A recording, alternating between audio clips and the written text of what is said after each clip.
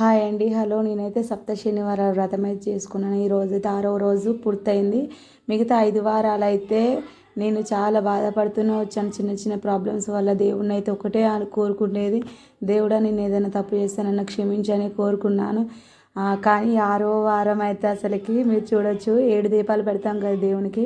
7 దీపాలలో ఇటు 3 దీపాలు అటు 3 దీపాలు కావాలని ఎవరో కొండెక్కించి మిగతా దేవుని దగ్గర ఉన్న దీపం మాత్రం అలానే ప్రకాశవంతంగా వెలుగుతుంది.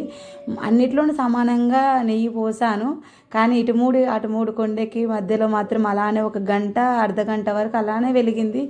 ఇదే దైవ దర్శనం అని నేను భావిస్తాను. దేవుడు నాకు నేనున్నాను, నిర్భయంగా నువ్వు పూజ చేసుకో అని చెప్పినట్టే ఉంది. నాకు అసలుకి చాలా అంటే చాలా అంటే సంతోషం అండి. నేను ఈ పూజ చేసుకునే కారణం కొన్ని ప్రాబ్లమ్స్ వల్ల, కొన్ని ప్రాబ్లమ్స్ మొక్కుకున్నాను. ఇంకొకటి ఏంటంటే నేను 7 కొండలు ఎక్కలేదండి. 7 కొండలు ఎక్కానని నేను చూడడానికి ఈ పూజ స్టార్ట్ చేశాను.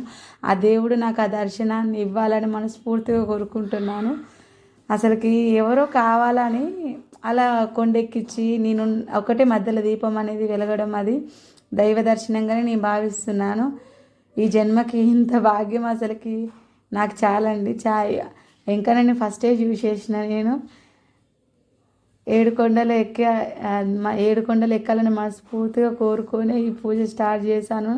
నిజంగా చెప్తున్నాను, ఇంతవరకు అసలు ఆ వీడియోలు చూసి ఏడ్చేదాన్ని నేను. నాకు ఆ దర్శన భాగ్యం ఎప్పుడు ఇస్తావు, నాకు ఆ దర్శన భాగ్యం ఎప్పుడు ఇస్తావు అని.